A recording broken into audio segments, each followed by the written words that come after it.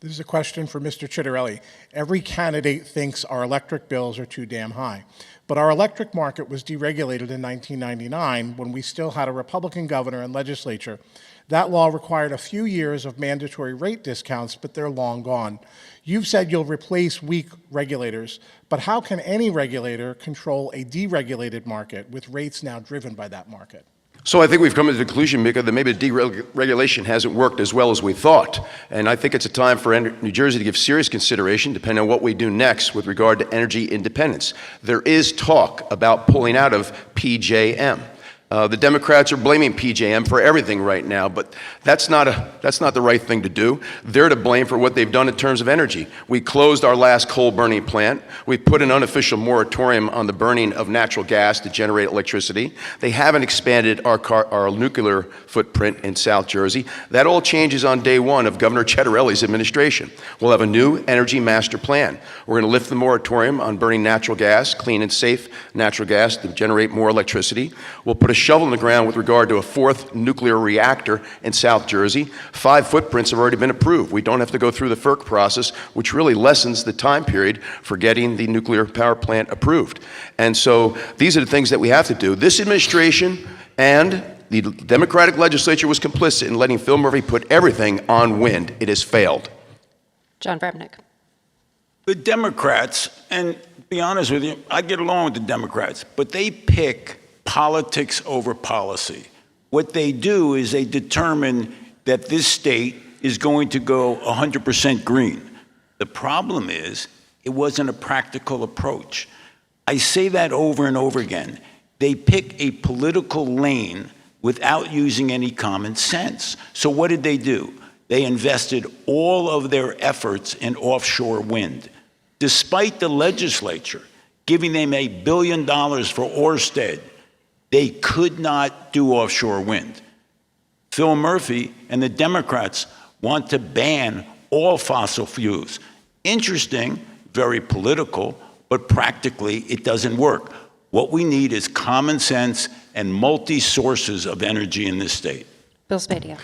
You know, it's funny to hear Jack Chitterelli talk about his opposition to wind, knowing that the lobbying firm that has helped fuel and fund his nearly 40-year career in politics lobbies for big wind. So that's interesting. The other interesting point is nuclear. You know, Jack, I'm sure, knows that it takes 10 years to get a new nuclear reactor built and online. Now, it just so happens 10 years ago, I stood at the PSE&G plant with the 3 nuclear reactors, and I called on the governor and the then legislature, which Jack served in, when he had the power to do something, and said, guys, if we defund the expenditures on solar and wind, which are not working to supply our grid, and we invest in nuclear, we would have a governor coming into office in 2026 with a new nuclear reactor online. So that's not going to help the ratepayers now. Let me tell you what I'm going to do. Number 1, we're going to pull out of the Regional Greenhouse Gas Initiative. Number 2, we are going to force the energy companies to negotiate directly with the power suppliers and cut out the middleman.